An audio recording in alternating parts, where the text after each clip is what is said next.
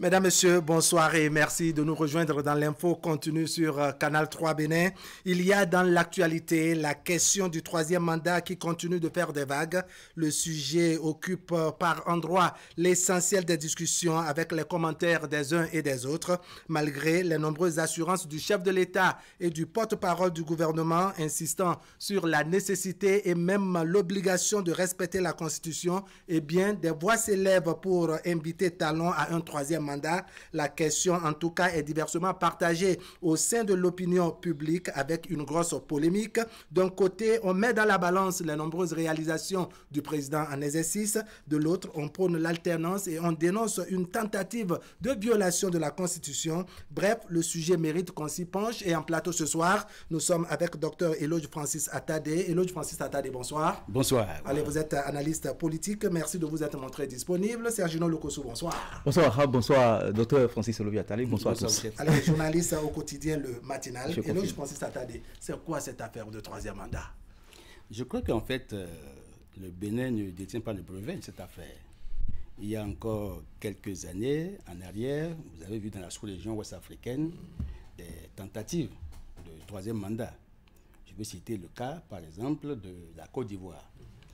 Ce mandat a été consécutif à la réforme constitutionnelle intervenue en 2016. Vous avez vu le cas de la Guinée, qui en fait a fait partie du président Alpha Condé. Mais bien avant ça, sous Tandia, au Niger, il y a eu une tentative d'un mandat de plus, un triennal, qui s'est soldé par le coup d'État qui a fait déposer le président Tandia. Ça veut dire que depuis un moment, lorsque les chefs d'État en Afrique, surtout francophones, tendent vers la fin de leur second mandat, quand on dit second, il n'y a pas un troisième. Par contre, quand on dit deuxième mandat, il y a certainement un troisième. Mais il s'agit ici d'un second mandat. Oui. Alors, en principe, il n'y en a pas un troisième. On sent que les chefs d'État, c'est les chefs d'État africains, trouvent des prétextes pour ramener le compteur de mandat à zéro afin de le tourner ad vitam aeternam pour se fossiliser au pouvoir. Bon, alors, il y a toujours des acteurs autour des chefs d'État qui estiment que le bilan ici est élogieux, le bilan économique, le bilan politique, et qu'ils incarnent en fait une certaine paix, ils incarnent la continuité, vu l'expertise acquise, et que leur départ serait une rupture, et certainement un ralentissement dans la mise en œuvre des projets. Or, la Constitution, en fait, c'est la loi fondamentale.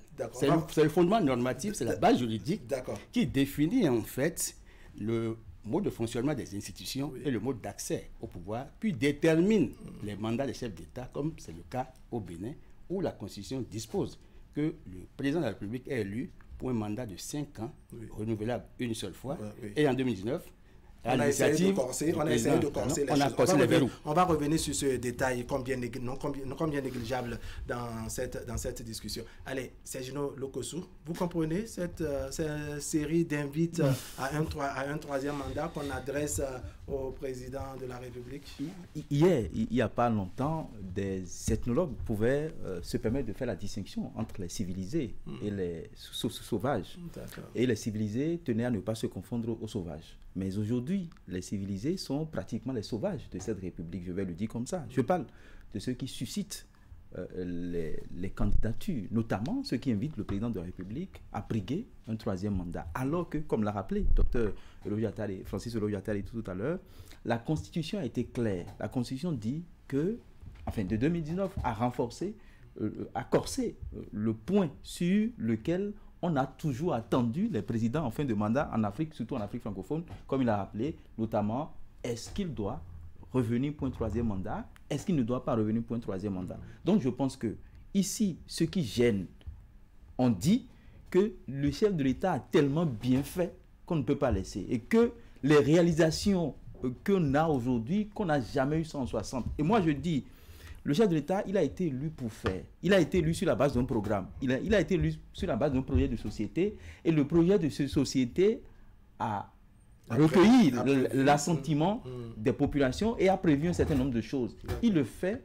Il n'a pas besoin d'être félicité avant de le faire. Et lui-même l'a dit, quand il rencontrait en 2016 ou courant 2016-2018, les corps constitués de la République, notamment les sages ou les dames du marché, les gens disaient Agbono, ils disaient ne m'appelez plus à Agbono, laissez-moi faire et après vous allez faire le bilan. C'est pour dire quoi? Vous allez constater. C'est pour vous dire quoi? C'est pour dire qu'il est venu avec des projets, qu'il est venu pour réformer. Et il a dit quelque part que je voyais beaucoup. Je vais à Singapour. Enfant, il disait ça enfant. Oui. Je vais à Singapour et consort et j'ai vu ce qui se passe là-bas et j'ai voulu faire ça chez moi pour expliquer un peu les cases qu'on a eu à Cotonou. Donc je pense que lui-même il a été clair qu'il ne veut pas faire un deuxième mandat et je ne comprends pas pourquoi des personnes, des intellectuels surtout, suscitent un troisième mandat. Je me dis, est-ce qu'ils ont envie de toucher leur part du gâteau?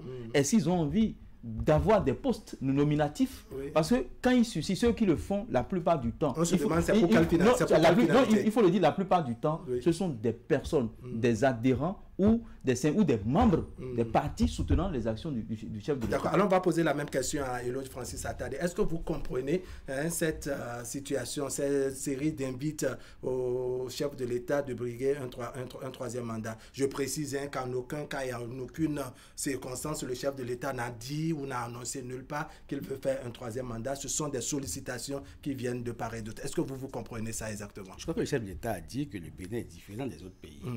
Vous avez vu, un peu loin en Afrique, je vais citer le Cameroun, je crois Paul Biya, il totalise 43 ans de règne, de gouvernance. Et ça fait... Depuis le 6 novembre 1982. Alors donc ça fait 7 mandats. 7 mandats et je crois qu'il est en train de chercher un 8e mandat. Vous avez de la jeunesse. Vous aviez vu à côté de vous, en fait, en Côte d'Ivoire, ce n'est pas encore clair. Mais le président dit qu'il est disposé et qu'il a encore les ressources, les compétences, et son parti trouve qu'il est le meilleur qui incarne la paix, vu les défis sécuritaires et les défis, parce qu'on estime que depuis sa gouvernance, quand on examine la dynamique économique, la Côte d'Ivoire atteint des records en Afrique subsaharienne, notamment 8% de taux de croissance, et qu'il y a eu des réalisations infrastructures qui parlent en son nom. Vous avez vu au Togo, même s'il y a encore des choses à dire, vous avez vu comment est-ce que les Togolais ont dormi et se sont réveillés un matin dans une nouvelle république, avec différents formats. La question c'est, le régime démocratique adopté et mis en chantier en Afrique, est-ce que ça répond aux attentes légitimes des populations africaines? Il y a Dr Tingbe Azalou qui a écrit un ouvrage intitulé « La démocratie que veulent les peuples, entre ingénierie démocratique et procéduralisation ». C'est paru en 2023, c'est un essai de 134 pages. Il a cherché à poser des diagnostics et il a apporté des solutions à cette quête de démocratie. Mieux que ça pour le cas du Bénin. Pourquoi les gens veulent-ils un troisième mandat? Vous savez évidemment que c'est vu la vitesse des réalisations du chef d'État Patrice Talon, certes, mais la Constitution a mis les garde-fous. Mais en dépit de ces garde-fous, il se trouve des citoyens qui estiment qu'on peut faire entorse à l'alternance politique. Or, l'alternance est une exigence en fait. L'article 34 de la Constitution nous fait obligation, vous et moi, de respecter la Constitution. Et si la Constitution dit par exemple que le chef d'État doit faire un mandat de 5 ans, renouvelable une seule fois, torsé en 2019, pour dire en aucun cas, nul ne peut de sa vie exercer plus de 2 mandats de président de la République. Ça veut dire que si quelqu'un appelle à un troisième mandat, forcément, il viole l'article 34 de cette même Constitution. Alors, faut-il dire qu'il n'y a pas eu suffisamment de sensibilisation pour que les citoyens béninoises, les citoyens béninois plutôt, comprennent le sens d'une loi, notamment la Constitution, pour davantage la respecter? Parce que on entend depuis l'ancien régime, le régime actuel encore, la même poésie revient. Pourquoi? Est-ce qu'on n'a pas vraiment sensibilisé les populations pour comprendre la pertinence et, je dirais, le contenu de nos tests et éviter un certain nombre de dérives dans les comportements? Je crois que nul n'est censé ignorer la loi. Déjà que la loi est c'est ce qui se dit, mais la plupart du temps, on ignore la loi. Non, on n'ignore pas les lois. Les gens sont nombreux à ignorer la loi. Les gens sont nombreux à ne même pas savoir que cette loi existe. En fait, ils ont décidé d'ignorer la loi. Il n'est pire avec que celui qui refuse de ne pas voir.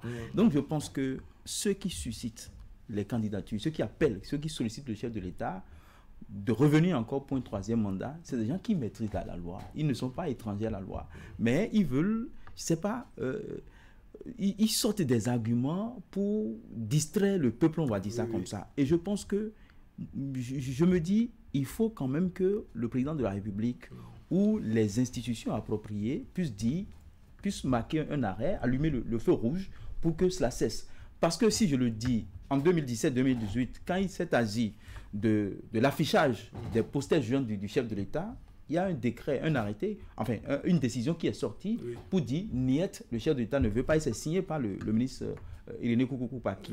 Je me dis, si ceux qui sont dans les partis qui soutiennent les actions du chef de l'État en arrivent à susciter des candidats, enfin en arrivent à appeler le chef d'État à un troisième mandat, ça veut dire pour ceux-là, ces observateurs qui pensent que c'est un ballon d'essai, ils n'ont pas tort. Pourquoi je le dis? Parce que ce sont des proches du chef de l'État. Les partis qui soutiennent les actions du chef de l'État, je suppose que ce sont des partis qui sont proches du chef de l'État. Et donc, qui sont censés également connaître la loi. Et l'autre chose que je m'en vais dire, c'est quoi? C'est qu'il faut quand même que, même si le président de la République a maintes fois reprécisé que je ne veux pas d'un troisième mandat, la condition est claire. Même le porte-parole du gouvernement, partout où il passe, il dit niet, ce n'est pas dans l'agenda du chef de l'État, il ne veut pas d'un troisième mandat. Donc moi je pense... on dirait que les gens l'entendent. Ils entendent. Je vais vous donner un exemple. Je vais vous revenir. Le temps que j'écoute Eloge Francis Attad, il y a Sergino Lukosu qui rappelle, je dirais, cette note qui est sortie du palais en son temps, signée bien entendu par le ministre d'État Pascal Irénée Coucou-Paki, qui affichait, je dirais, l'opposition du régime, l'opposition du chef de l'État, Patrice Talon, sur ce qu'on appelle culte de la personnalité en son temps. Pourquoi on note une forme de silence par rapport à ceux qui sollicitent le chef de l'État pour un troisième mandat en ce qui concerne, je dirais, le respect de la Constitution cette fois-ci? Je crois qu'en fait, il y a quand même une jurisprudence. En 2015, Fatoumata Amadou Djibril, oui, alors ministre de l'Agriculture, Souboni Yayi, a fait une grosse, a sorti une grosse trouvaille. Que si le peuple veut, Boni Yayi ferait un mandat de plus comme Roosevelt. Oui. Certains vous rappelleront que c'est sur les antennes de Canal 3 ici. Allons-y quand même. Nous y sommes. Et je crois la Cour que disait le président, le professeur Théodore Hulot, a réagi, a répondu, a rendu une décision en ce sens. Vous connaissez la teneur de la décision. Vous convenez avec moi aussi que, en fait, ceux qui appellent à un troisième mandat n'ont pas encore trouvé des arguments, ils ont des arguties juridiques. Et il y a une différence entre argument et argutie. C'est ça. Et parce que, évidemment, quelqu'un a saisi la Cour constitutionnelle au fin de constater que nous sommes dans une nouvelle république. Or, la loi 2019-40 du 7 novembre 2019 portant révision de la loi 90-32 du 11 décembre 90 portant Constitution de la République du Bénin n'a pas dit que la loi constitutionnelle de 2019 établit une nouvelle constitution. Donc nous ne sommes pas dans une nouvelle république. Et là, ça devrait être clair. Maintenant, le débat, en fait, le débat qui doit se faire, c'est un débat démocratique, mais qui doit prendre une allure plus élitiste. Pourquoi? Mais est-ce que l'alternance est un dogme obligatoire dans une démocratie? Si cette question est préoccupante, forcément, on peut interroger, par exemple, l'Institut français des relations internationales, qui a procédé à une étude dans les 49 pays de l'Afrique subsaharienne et a constaté que dans 23 pays sur les 49, il y a des démocratures. C'est-à-dire des démocraties dans lesquelles les élections s'organisent à échéance régulière, selon les délais constitutionnels, mais où il n'y a pas le respect de l'alternance au pouvoir. C'est ça. Or, la démocratie suppose, évidemment, c'est un pilier qui suppose qu'on ait les élections à bonne date et l'alternance. Ce sont les deux mamelles nourricières des démocraties en Afrique. Or, je crois que les populations africaines, depuis un moment, estiment qu'il faut aller à la contextualisation en tenant compte des valeurs culturelles, puisque chez nous, il n'y a que des rois.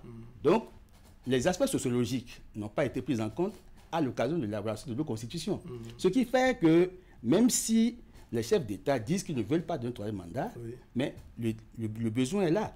Vous avez vu, Soukérékou, il s'est suicidé que les gens lui ont proposé de réviser le texte constitutionnel pour se taper un troisième mandat. Et il a dit que lui n'est pas un mouton, il ne gère pas des moutons.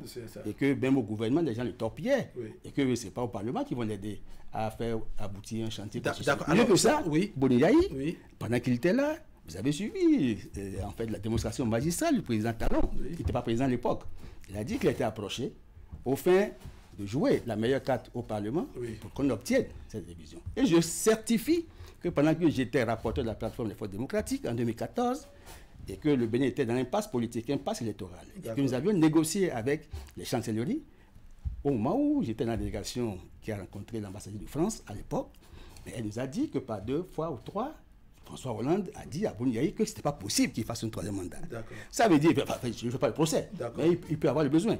Et cette fois-ci, c'est que de plus en plus, il semble qu'il y a une certaine frange de la population qui appelle à un troisième mandat, en dépit des tests constitutionnels. Est-ce qu'il ne faut pas ouvrir un nouveau débat sur le modèle démocratique que nous sommes en train d'expérimenter chez nous ici? Ça, c'est une interrogation. Sergino Lokosso, est-ce que vous comprenez ce qui peut justifier le fait que les gens restent plus ou moins imperméables à ce message du chef de l'État? Je n'ai plus besoin d'un troisième mandat. Le porte-parole du gouvernement qui ne se fatigue pas sur les différents médias, n'est-ce pas, à chaque fois, en tout cas, qu'il a l'occasion de revenir sur cet aspect, parce que ça fait objet de discussion un peu partout. Est-ce que vous comprenez, je dirais, la position des citoyens béninois, en tout cas ceux-là qui l'appellent, en tout cas qu'il s'agisse de la classe politique, qu'il s'agisse des autres couches de la société? Bon, je disais tout à l'heure que je donnais un exemple. Un étudiant qui a suscité la candidature du ministre d'État, chargé des Finances, Oda Omeki. Tout de suite. Donc vous voulez dire Romiad Wadaï? Romiad Wadaï, pardon. Romiad Wadaï, tout de suite, il a été condamné à payer 1 million de francs CFA. On ne l'a pas emprisonné, mais il a payé une amende d'1 million de francs CFA pour avoir suscité. Parce que le ministre a dit non, il ne veut pas. Je pense qu'on peut transposer ces exemples-là dans le cas du chef de l'État. C'est vrai que la Constitution a été claire. Ceux qui suscitent les mandats, pourquoi on les laisse? Je me demande, si on a fait pour un étudiant, pourquoi ne pas le faire pour des élites qui se disent soutenir les actions du chef de l'État, qui appellent le chef de l'État à faire un 3e mandat parce qu'il aurait fait des réalisations qui n'ont jamais été faites depuis 60. Je ne comprends pas. Je dis, nous sommes dans une démocratie. C'est vrai qu'il y a la liberté de ton, de presse, de parole, mais parfois, il faut respecter la Constitution. Je pense que la tournée que fait le porte-parole du gouvernement, chaque fois qu'il est dans une localité, il trouve toujours la formule pour expliquer que ce n'est pas dans l'agenda du chef de l'État. Je me dis, si on est arrivé en 2017-2018 à sortir une décision, pourquoi une décision en ce qui concerne le culte de la personnalité, pourquoi ne pas sortir une décision pour dire le chef de l'État ne veut pas d'un 3e mandat? Si quelqu'un ose, qu'il soit des partis, qu'il soit sympathisant, adhérent ou membre des partis soutenant ses actions ou pas, qu'il s'agisse d'un citoyen lambda, s'il le fait, c'est qu'il sera condamné à payer des amendes. Si on le fait, pensez-vous que c'est possible, c'est faisable? Non, c'est possible parce que je me dis, le docteur l'a rappelé, nous sommes dans un champ politique et le débat démocratique doit être ouvert. Et je pense que le débat démocratique, le vrai, ne doit pas se faire sur des questions réglées déjà par la Constitution. Je dis ça. Et là, Francis Attardé, pensez-vous que c'est faisable qu'on puisse, je ne sais pas, un communiqué du... Ou un décret présidentiel. Le président prend un décret pour dire... Pensez-vous que c'est faisable de faire interpeller, je dirais, les citoyens qui appellent à un 3e mandat du chef de l'État en exercice? Je crois qu'en application de l'article 34 de la Constitution, il devait être interpellé. Maintenant, au-delà de ça, vous savez que nous sommes dans un univers... On risque d'aménager suffisamment, je dirais, les prisons et autres pour ça. Non, mais désormais, il faut que la culture démocratique s'enracine. Exactement. Nous y sommes. Maintenant, c'est que si les citoyens le font, c'est parce qu'ils ne sont pas suffisamment sensibilisés sur le contenu des dispositions constitutionnelles qui régissent, par exemple, les processus électoraux au Bénin. Il faut y revenir, en fait, dans toutes les langues.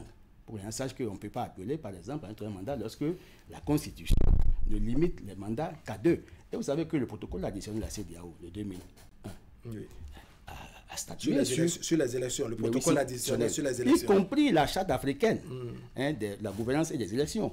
Donc, il y a quand même, au plan institutionnel et sous-régional, il y a 2 instruments importants qui traitent de cette question-là. Et il faut aller à la vulgarisation. Vous trouvez que ces textes sont un peu piétinés?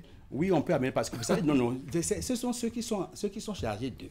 Il y a un bicéphalisme en fait. Il y a une tête qui pense qu'il faut respecter la Constitution, mais il y a une autre tête qui, politiquement parlant, estime que non, vu la dynamique qui est en cours, il ne faut pas arrêter. Il faut poursuivre, il faut continuer, il faut se mettre dans le couloir de la continuité. Mais oui, c'est une nécessité parce qu'on estime que le chef d'État incarne la continuité et que l'expertise qu'il a acquise, si on l'interrompt en chemin, que bon, le Bénin ou bien d'autres pays perdraient. Alors, c'est même sous Yahi qui disait que Yahi était l'envoyé de Dieu. Mais après Yahi, on a vu qu'il y avait quelqu'un qui pouvait faire mieux. Donc je me dis, c'est encore possible dans ce Bénin. Après Talon, on va trouver quelqu'un qui ferait mieux, et même plus que le chef de l'État. Et donc moi je dis que les partis doivent jouer leur rôle. C'est vrai que pour l'anniversaire de la conférence, ils ont organisé des séances de sensibilisation, ils ont fait des débats avec des panels pour sensibiliser les membres, mais je pense également que les partis politiques, qu'ils soutiennent ou pas les actions du chef de l'État, sur cette question précise, doivent encore sensibiliser les leurs pour dire non, ne violez pas la Constitution, respectez la loi fondamentale, parce qu'il a rappelé, c'est la Constitution qui est la loi fondamentale du pays, qui régit les rapports avec les institutions, les rapports des individus avec les institutions. Et donc je pense que si les partis politiques, parce que nous sommes dans la réforme du système partisan, qui continue de faire encore, qui continue d'être éprouvé. Exactement. Donc je pense que les partis doivent changer de stratégie. Parce que qu'est-ce qu'on a reproché? Il y avait trop de partis et il n'y avait pas véritablement l'animation de la vie politique. L'animation de la vie publique, c'est pas forcément les élections. Enfin, le parti, c'est pas forcément la conquête du pouvoir. Il faut également sensibiliser les membres au respect des thèses et lois pour ne pas dire le droit positif qui est dans le pays. Donc je pense que à ce niveau, les partis ont peut-être échoué. Ils doivent jouer ce rôle-là. Surtout ces partis qui soutiennent les actions du chef de l'État, sensibiliser les membres et même les sanctionner. Si un membre arrive à susciter la candidature du chef de l'État, on le censure. Au mépris des tests. Alors, Eloge Francis Attah, quelle lecture vous avez, je dirais, de la position de l'opposition par rapport à cette question de troisième mandat? Je crois que l'opposition a été claire. Ce n'est pas possible qu'on fasse un troisième mandat. Et je crois qu'en fait, le débat démocratique, comme vous l'avez souligné, doit se faire au niveau des partis politiques pour montrer l'importance de l'alternance, parce que ça permet de pacifier le pays. Dès lors que vous voulez forcer le mécanisme, vous voulez en fait accoucher par césarienne un troisième mandat, il y a de la résistance. Et quand il y a la résistance, il y a collusion. Et quand il y a collusion, c'est la paix qui est menacée. Or, il faut donc qu'on aille à une éducation pour montrer l'importance de l'alternance démocratique, parce que le chef d'État n'est pas immortel. Si on ne prévoit pas et qu'un jour il n'était pas là, qu'est-ce qu'on fait? Si les tests prévoient qu'il fasse 5 ans, renouvelable une fois, s'il fait 5 ans, et que Dieu lui permette de faire 5 ans en plus, comme dirait Kélékou, il dit merci à Dieu, mais il faut bénir Dieu pour ça. Maintenant, c'est qu'il y a l'usure du pouvoir. Il y a l'usure du pouvoir. C'est peut-être au Cameroun qu'il n'y a pas encore l'usure du pouvoir. Parce que j'ai vu un président d'Assemblée avec une très bonne santé aller solliciter la candidature d'un nonagénaire qui est aussi très bien en santé. Et qui est présenté comme le candidat des jeunes. Mais vous constatez, c'est triste pour l'Afrique. Où est-ce que nous allons? Ça veut dire qu'il n'y a pas la rotation du personnel politique. Or, nous devons aller à la promotion de l'élite politique pour permettre un renouvellement du personnel. Vous savez, si le président Yahi Boni, par exemple, avait forcé un troisième mandat, on n'aurait jamais pu apprécier les talents du président Talon. Donc, c'est en cela qu'il faut encourager l'alternance pour que de nouvelles compétences viennent démontrer leurs preuves à la tête de l'État. S'ils font mieux, ils seront bénis par le peuple. Mais s'ils en font moins, mais vous allez voir la suite, parce que le président Talon a levé la barre un peu plus haut.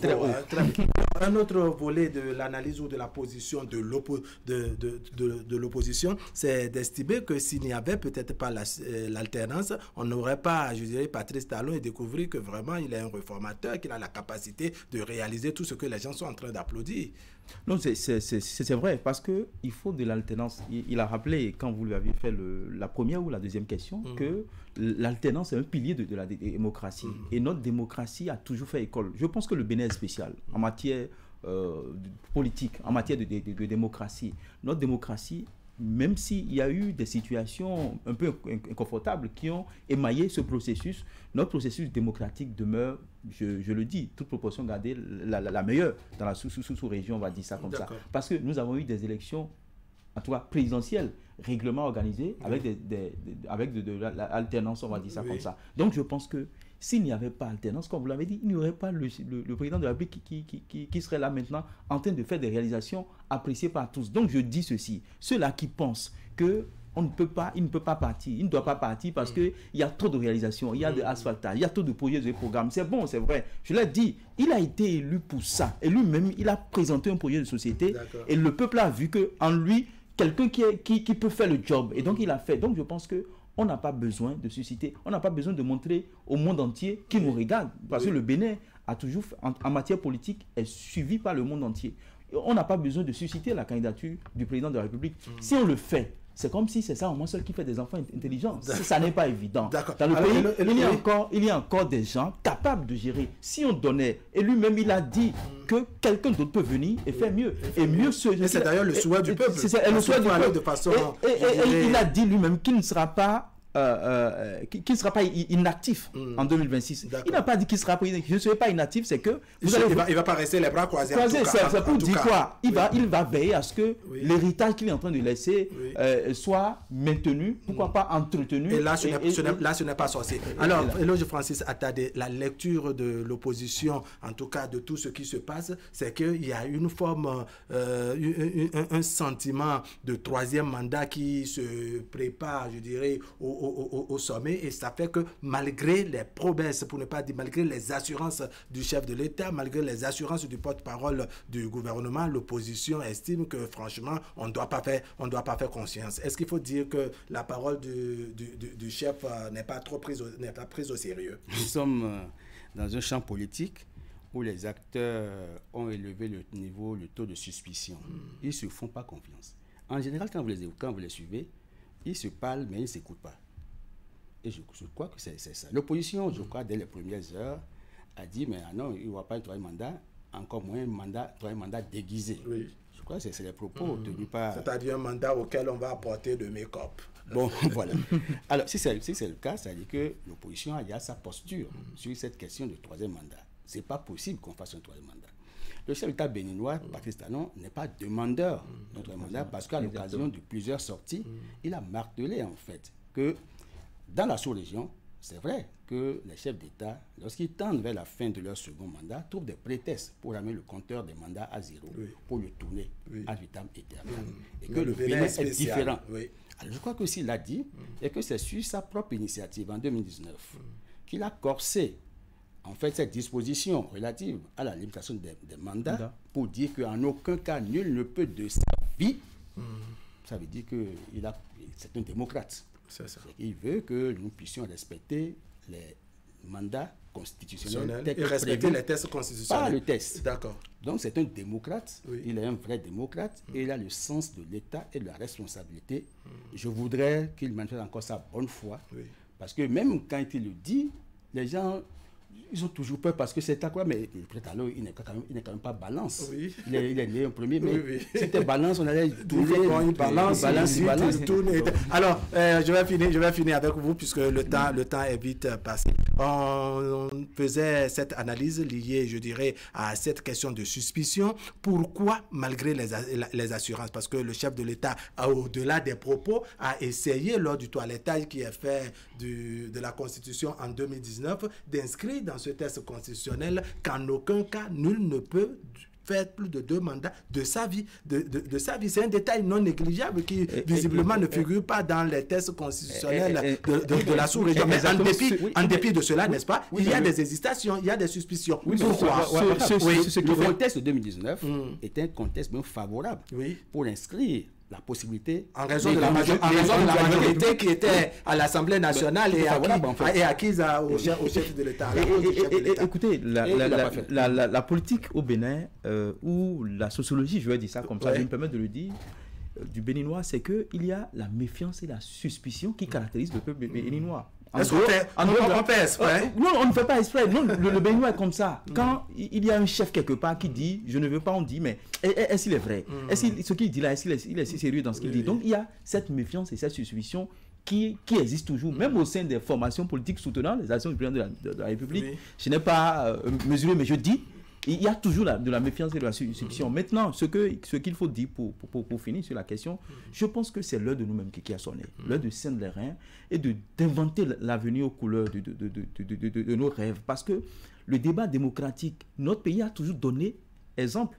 A fait exemple en matière de démocratie. Moi, je voudrais quand même inviter les uns et les autres à de la retenue, à savoir raison garder et à ne pas, dans le discours, je vais dire ça comme ça, à ne pas être des acteurs ou des vecteurs des crises dans le pays, je vais dire, parce que nous traversons une période assez sensible. 2025, bientôt 2026, élections législatives.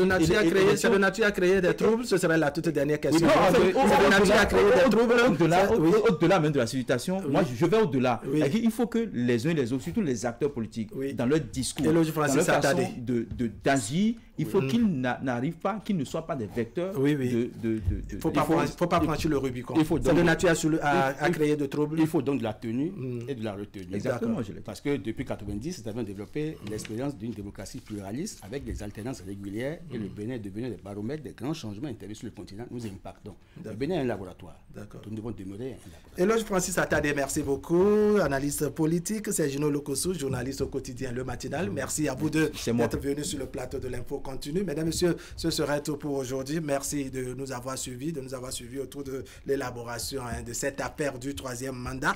On se retrouve la semaine prochaine. Ce serait donc lundi, n'est-ce pas, pour partager avec vous le reste de l'actualité. Retrouvez demain, samedi, dans le miroir de la société Esther Tofa. C'est la journée de la femme. Eh bien, les femmes prennent la commande, n'est-ce pas, à Canal 3 Bénin. On aura Esther Tofa à l'animation donc de miroir de la société. On parlera du 8 mars et tout ce qui va avec.